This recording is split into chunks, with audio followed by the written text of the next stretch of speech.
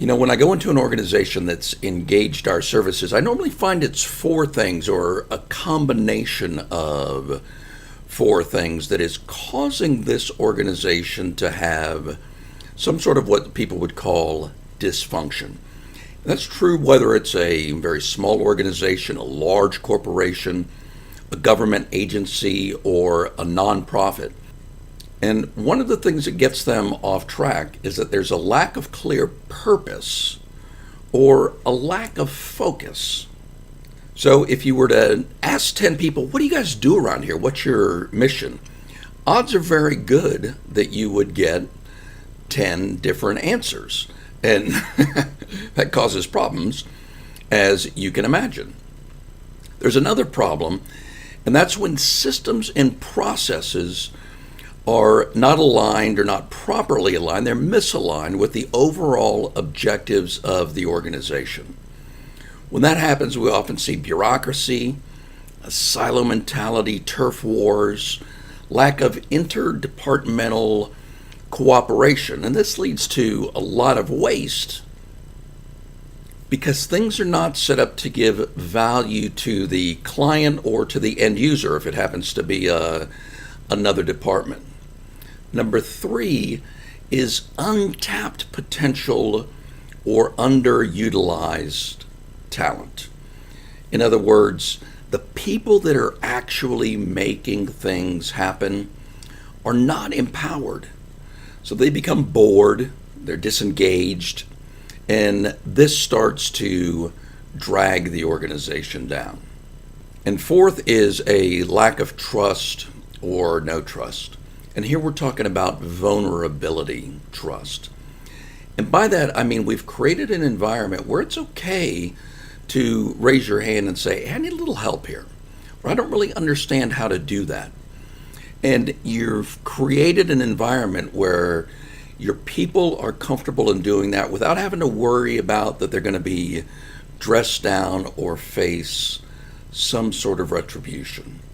When organizations and teams are really engaged, that's when you see these organizations where teams and employees are high-fiving each other.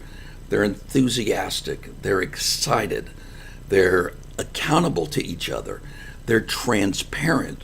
These are great organizations like Southwest Airlines and Google and Amazon and Apple.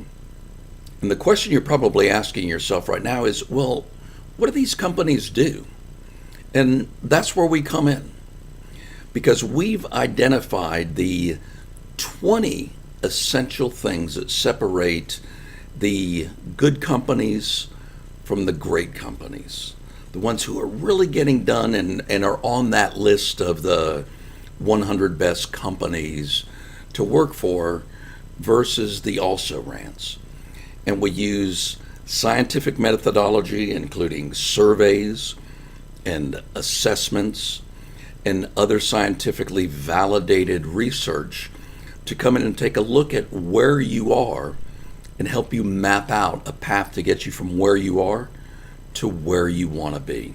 And we utilize a rigorous scientific methodology to literally get you firing on all 8 cylinders and give your company that 2020 vision.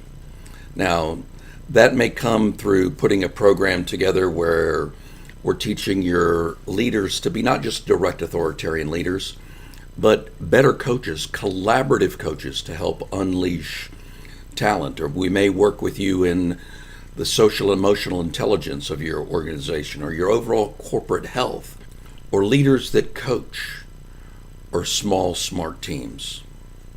So I invite you to download our organizational success indicators, the ideogram, where you'll see side by side the things that dysfunctional companies typically have in common and what optimized companies typically have in common. And chances are good you'll start to have a picture unfold of kind of where your organization is at.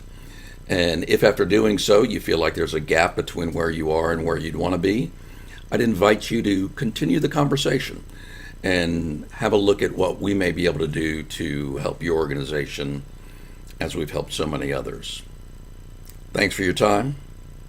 Best of success to you. Ciao for now.